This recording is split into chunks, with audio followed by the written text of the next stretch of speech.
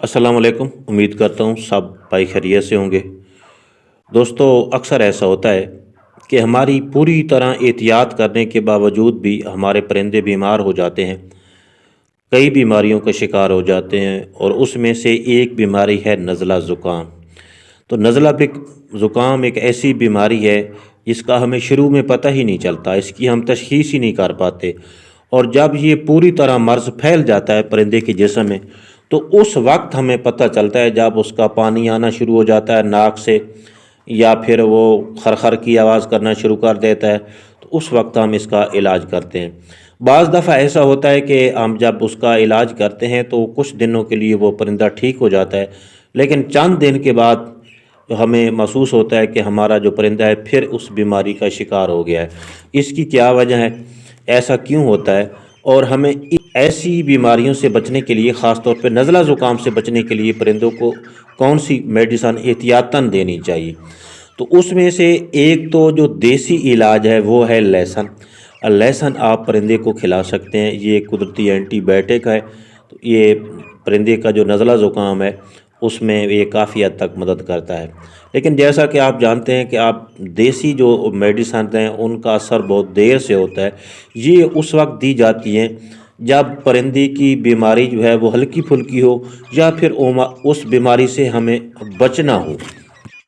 लेकिन जब हमारा परिंदा बीमारी का शिकार हो जाता है तो उस वक्त हमें बहुत मेहनत करनी पड़ती है। उसके लिए आपको एंटीबायोटिक ही इस्तेमाल करने पड़ेंगे बीमारी को जल्द ख़त्म करने के लिए। तो पहले हम बात कर लेते हैं कि हमने इन बीमारियों से बचना कैसे है।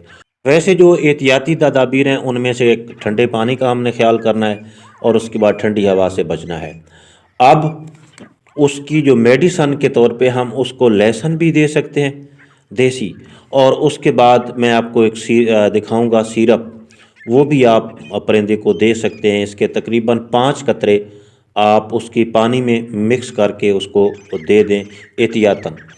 लेकिन अगर आपका परिंदा इस बीमारी का शिकार हो गया है तो फिर आपने क्या करना है।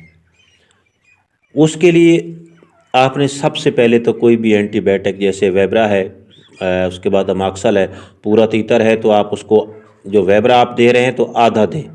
अमाक्सल जो है पूरा तीतर है उसको 250 मिलीग्राम वाला पूरा दें।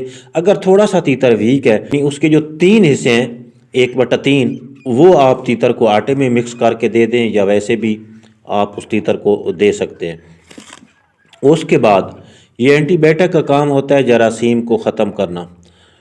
उसके बाद आपने एरिनेक का इस्तेमाल करना है। बेहतर ये है कि आप एरिनेक का इस्तेमाल करें, इसी सिरप का ही इस्तेमाल करते रहेंगे तो इंशाल्लाह आपका जो परिंदा है वो बेहतर हो जाएगा। और एंटीबायोटिक आप 24 घंटे के लिए सिर्फ आपने एक मरतबा ही देना है। अगर ज़्यादा दोगे तो फिर ये परिंदे का जो मैदा है उस पर बहुत असर करता है। मैंने तजर्बा किया है, काफ़ी परिंदे ज़बह किए तो उनका जो मैदा है उस पर असरानंदाज हो के फिर ये हाजमे वाला सिस्टम पूरी तरह तबाह कर देता है परिंदे का।